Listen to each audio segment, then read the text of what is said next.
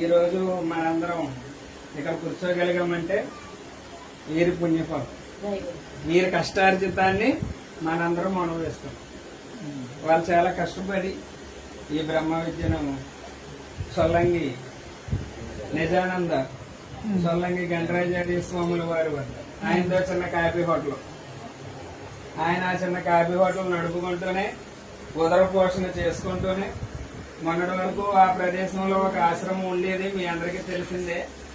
దాని తర్వాత